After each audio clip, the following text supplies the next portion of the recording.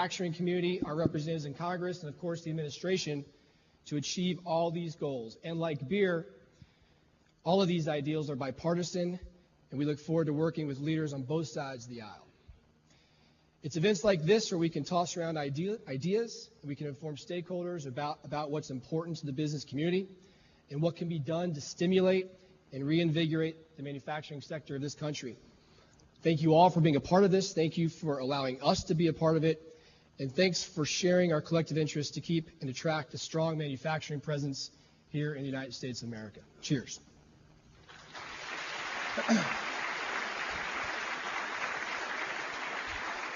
And now it is my distinct pleasure to introduce to all of us to the stage the President and the CEO of the National Association of Manufacturers, Mr. Jay Timmons. Jay?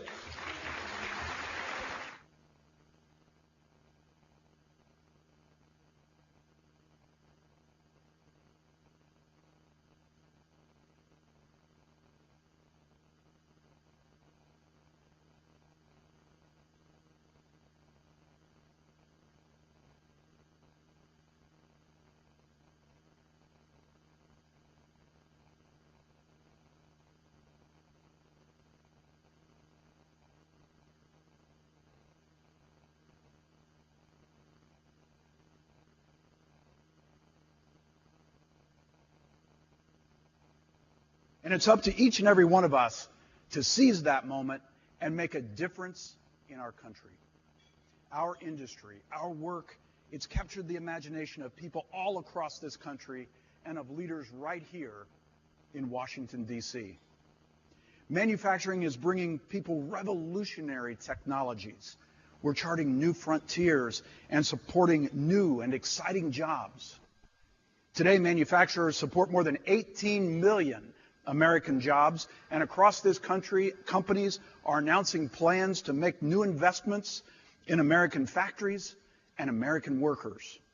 We're making great new strides in sustainability and energy efficiency, and the growth of technologies like 3D printing will help us deliver greater value to our customers. This, ladies and gentlemen, this is our time. Manufacturing animated the last election. The President of the United States has made manufacturing his signature issue. The enthusiasm for our industry is stronger than ever, and the proof is in the lineup of influential leaders who are coming here to talk to you. Meanwhile, your optimism is incredible. In our last Manufacturers Outlook survey, we asked you, our members, about the economic outlook of your companies. The response was record-breaking. Your optimism is at a 20-year high. 20-year. This is our time. And indeed, we may not have a moment or an opportunity like this again. We need to use this chance to get our top priorities across the finish line. Comprehensive tax reform, regulatory reform, infrastructure investment, and workforce development. Action on any one of these would boost our industry. Action on all of them will provide a transformational jolt to manufacturing in America unlike anything that we've ever seen before. Thankfully, we have a president and an administration who understand exactly what we need. They know that lower taxes for businesses of all sizes will make us more globally competitive. They know that manufacturers are subject to 297,696 federal regulations, and they're working every single day to provide relief. They know that we need at least $1 trillion in infrastructure investment just to catch up with the rest of the world. And they know that we face a persistent skills gap, and we have to think outside the box to equip people with the right skills for careers of the future. So we are indeed very, very proud that Vice President Mike Pence is joining us this morning. We're here for this summit to ask our leaders to take up our cause and to remind them that we will hold them accountable. But when they keep their promises, we also want to say thank you. And that's exactly what we did when President Trump marked his first 100 days in office. He promised he would provide regulatory relief, and he did. So we said thank you. Take a look.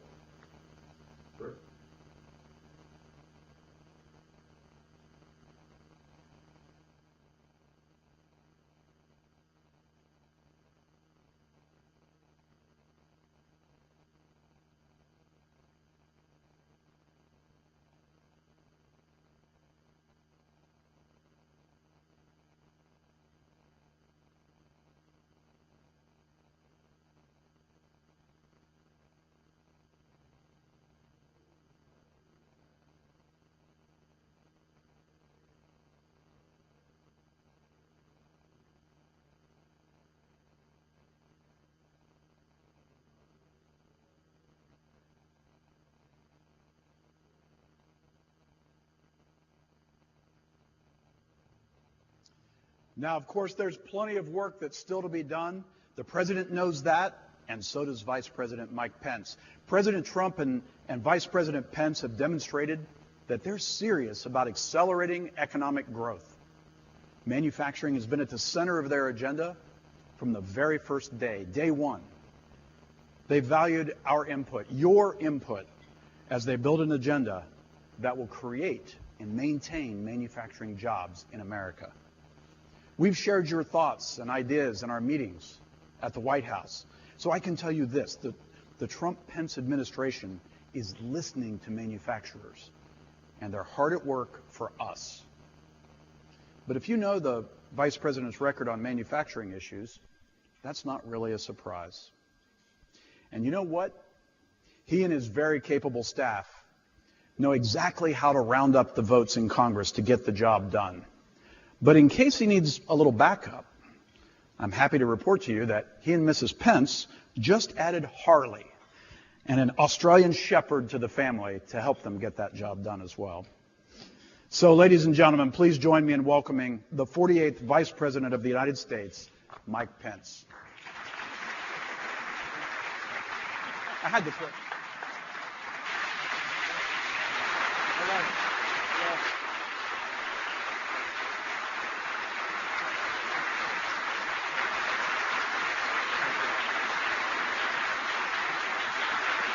Thank you.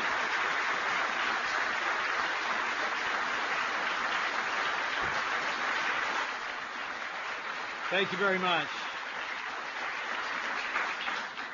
Thank you, Jay, for that kind introduction. Thank you for mentioning our new dog. I asked my wife for a motorcycle, and I got a puppy. So I named it Harley.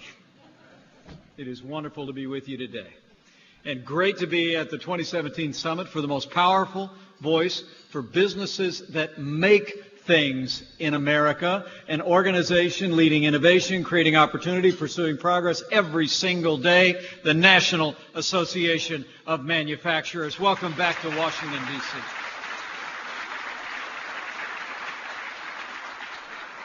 It's an honor to have the opportunity to address you today, and I bring greetings from my friend and the best friend America manufacturers will ever have, the 45th President of the United States of America, President Donald Trump.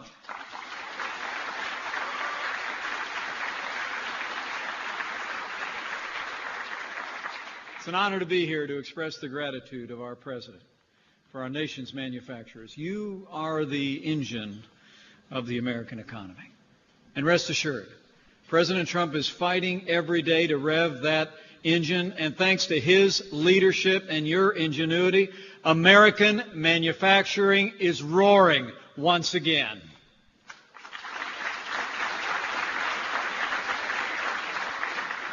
But first, let me express a word of appreciation to all of you and this association and all of your membership.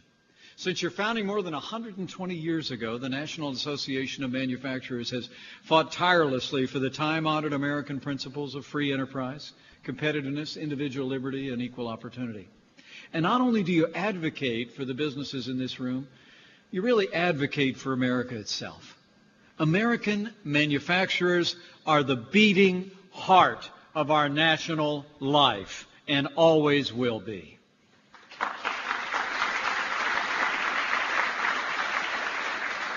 To borrow a phrase, manufacturers make America, and they make America great.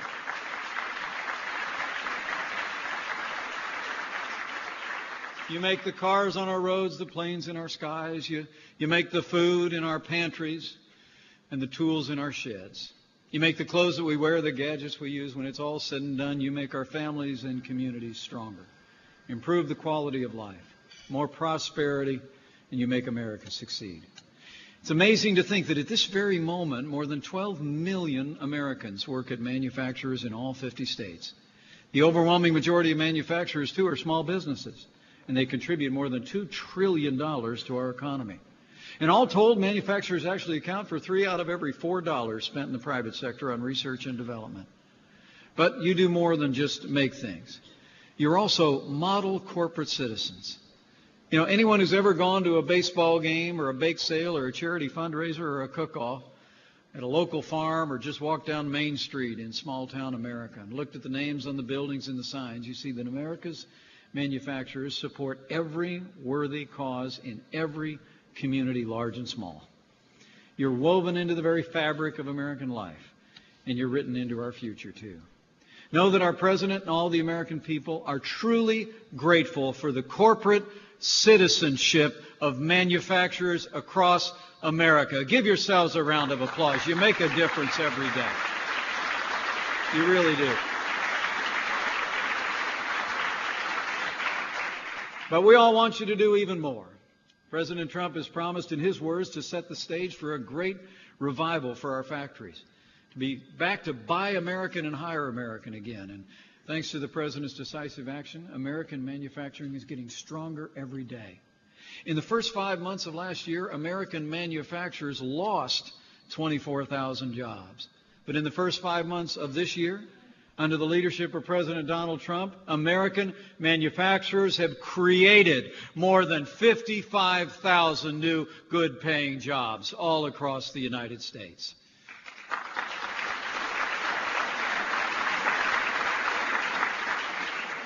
Going back decades, manufacturers have invested in jobs and factories in other countries, but this year, company after company are making record investments worth billions of dollars in this country, creating American jobs.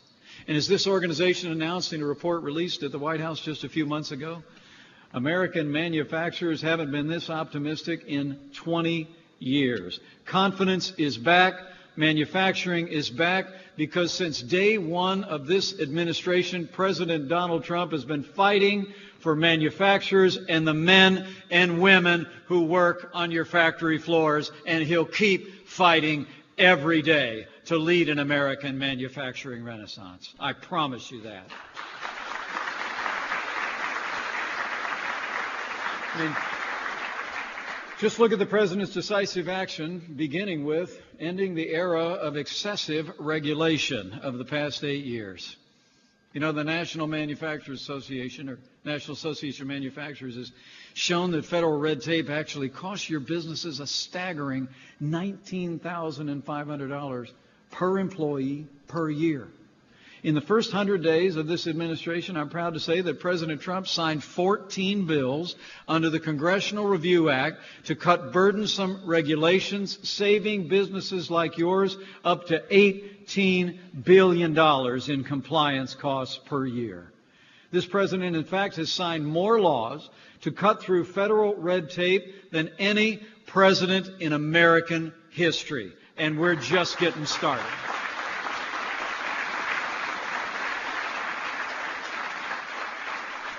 One of my personal favorites is the President signed an executive order directing every agency in Washington, D.C. to find 2 regulations to get rid of before issuing any new federal regulations on American job creators. And this president put America first not long ago when President Trump made the decision to withdraw the United States of America from the Paris Climate Accord.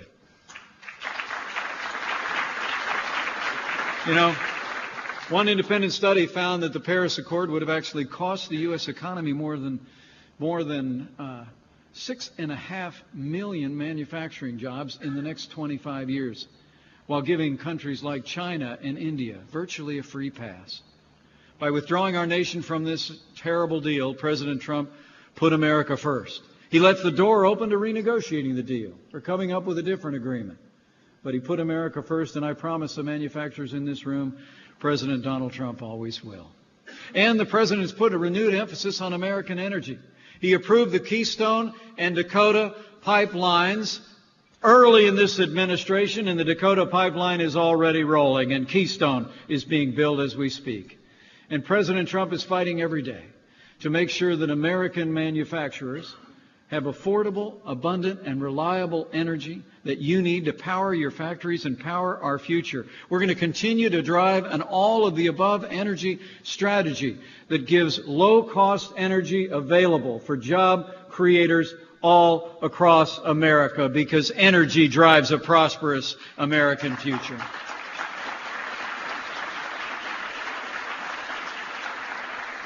And last week was Workforce Development Week at the White House, and President Trump has been working.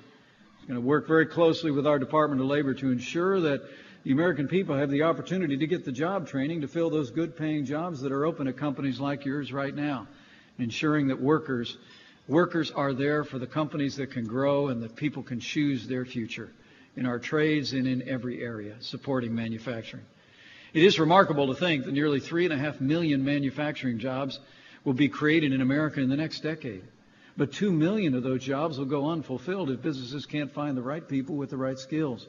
Skilled trades in particular are increasingly hard to come by, we hear. Electricians, welders, machinists are in high demand, but too few Americans are given opportunities to pursue careers in these valuable areas. President Trump is absolutely committed to changing all that. And last Thursday, he signed an executive order to expand apprenticeships and vocational training to help every American find a rewarding career, make a great living, support themselves and their families, and to do it in a manufacturing and a building America.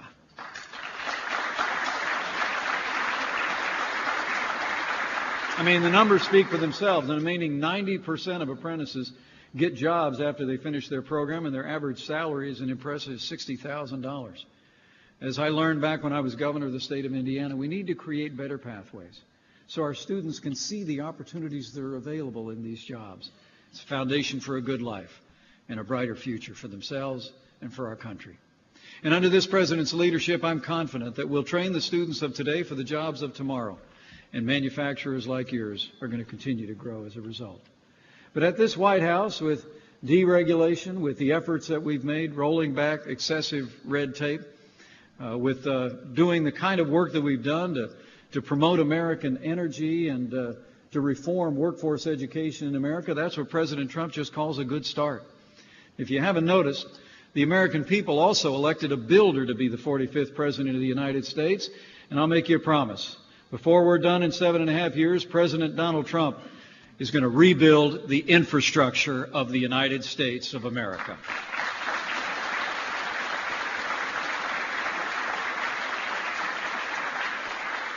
Now, this is a president who knows that roads mean jobs, and the right infrastructure supports growth in America. President Trump is committed to making historic investments in our national infrastructure so your businesses can get your goods to market, and so that America has the best roads, the best bridges, the best airports, and the best future we could possibly have.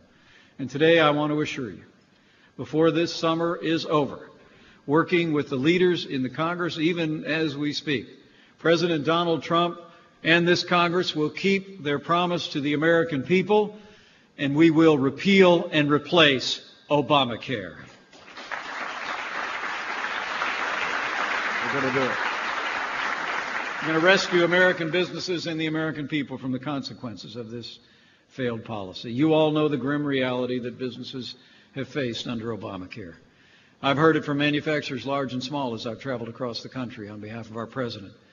It's the same story everywhere I go. Obamacare stifles your growth, harms your employees through its mandates, its taxes, its endlessly rising costs of insurance premiums.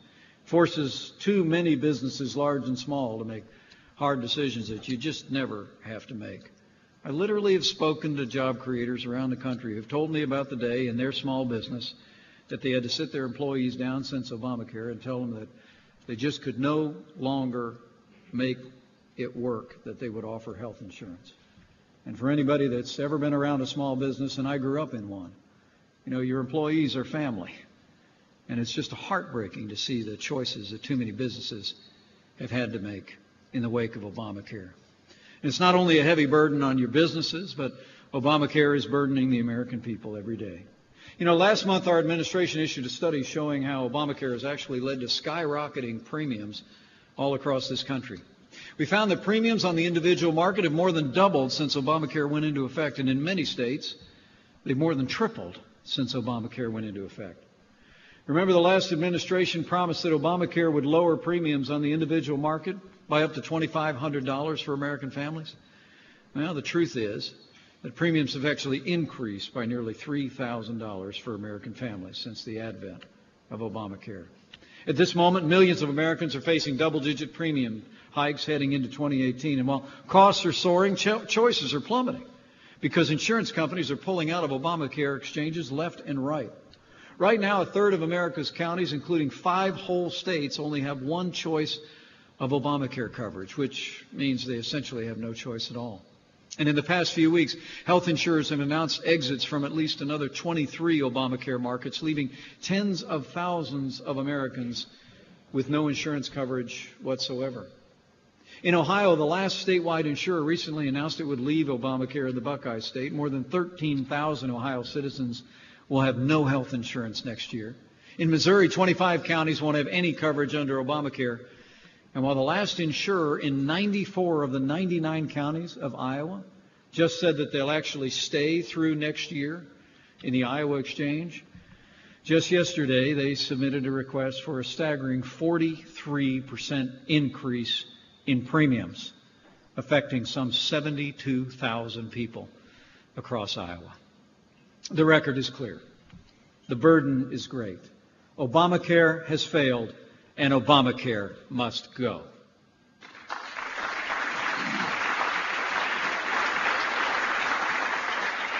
And I want to promise you that this administration is literally working around the clock with leaders in the United States Senate to move forward legislation in the very near future that will repeal and replace Obamacare with a patient-centered health care system built on personal responsibility, free market competition, and state-based reform.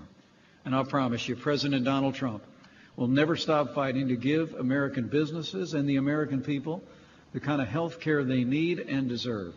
And under this president's leadership, we will bring the Obamacare nightmare to an end once and for all and give the American people the choices in health care built on the principles of individual responsibility, state-based reform. That's the American way to reform health care, and that's what we'll drive and do. And after we repeal and replace Obamacare, under President Trump's leadership and with the strong support of the leaders in Congress, we're going to pass the largest tax cut since the days of Ronald Reagan, and we're going to do it this year.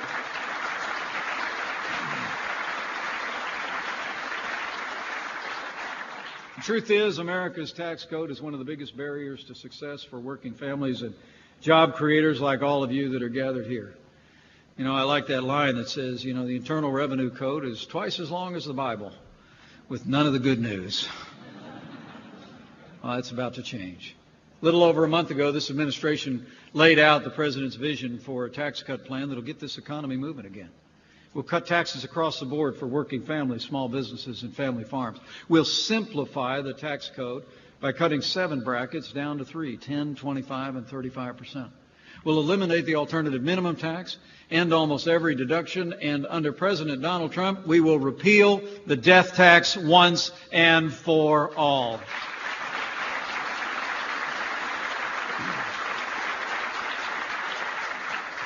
And when it comes to businesses, our tax plan will put American companies like our manufacturers back on a path to jobs and real growth. Now, our corporate tax rate is one of the highest in the developed world. And our outdated system of worldwide taxation penalizes companies for being headquartered here in America. But not for long. President Trump's plan We're going to cut business taxes to a 15% rate so American companies can compete with companies around the world.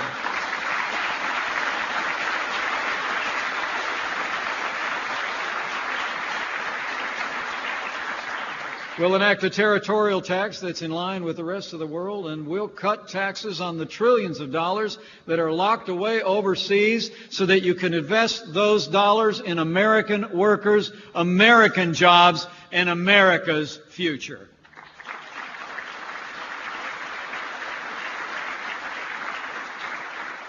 Bottom line is that President Trump's tax cut plan will empower your companies to compete on a level playing field with businesses anywhere in the world. And as we all know, when the field is level, American businesses win. Let me take a moment to commend Speaker Paul Ryan and Leader Mitch McConnell for their diligent efforts in this administration. We've been working very closely with the leadership in the Congress to craft tax reform that will get this economy moving again. And I know Speaker Ryan will be addressing you in just a few moments, and we're truly grateful for their diligent efforts working in partnership with this administration to pass the kind of tax relief that'll be supportive of American families, supportive of American businesses, and get this economy moving. So let me say to you, discussions will continue. Details are being worked out, but I can assure you, with your support and the support of our leaders in Congress, we will get tax cuts done, and we will get them done this year.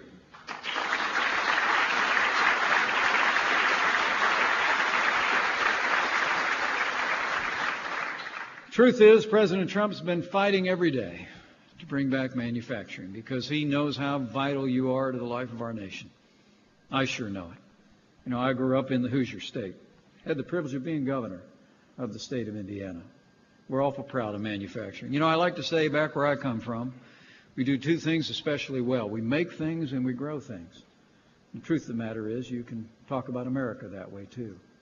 Our nation throughout our history has been defined by the innovation of manufacturing and by the production of agriculture. You're a part of a great tradition in this country. I mean, manufacturing means jobs. It means opportunities. It means prosperity. The truth is, manufacturing has always been a staple of our economy, and it always will be. But let me close by saying that, manufacturing is important to America for one more reason. It's probably more important than any other reason. Yesterday, America was heartbroken when we all learned that Otto Warmbier had passed away shortly after being restored to his family from the brutal regime in North Korea. It broke our hearts. The President and Melania, Karen and I offered our condolences and our prayers to Otto's family and friends as they grieve the loss of this fine young man. But be assured, as the President said yesterday, the United States of America condemns the brutality of the North Korean regime as we mourn their latest victim, and we deepen our administration's determination to prevent such tragedies from befalling innocent people in the future.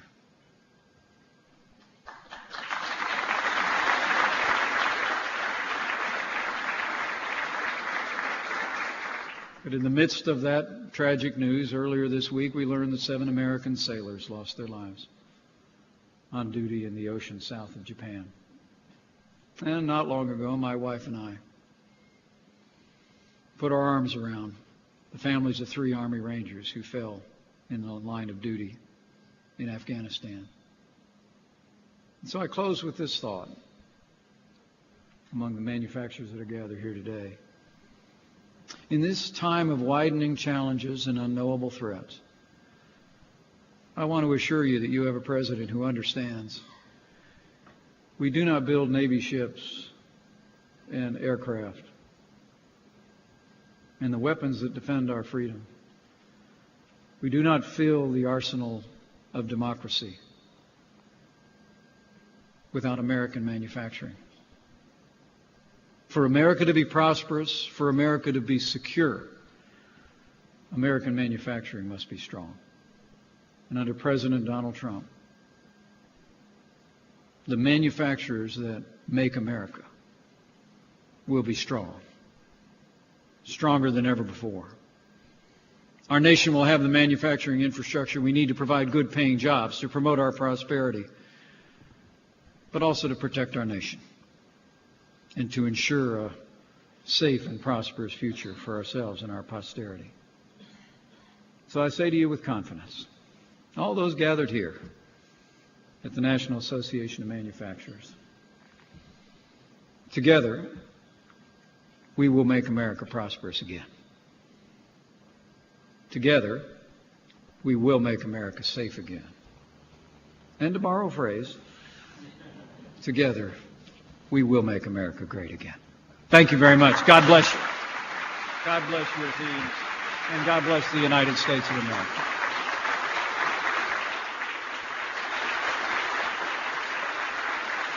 Can I jump in and say hi to a couple people? You can. As soon as I get it. Okay, good.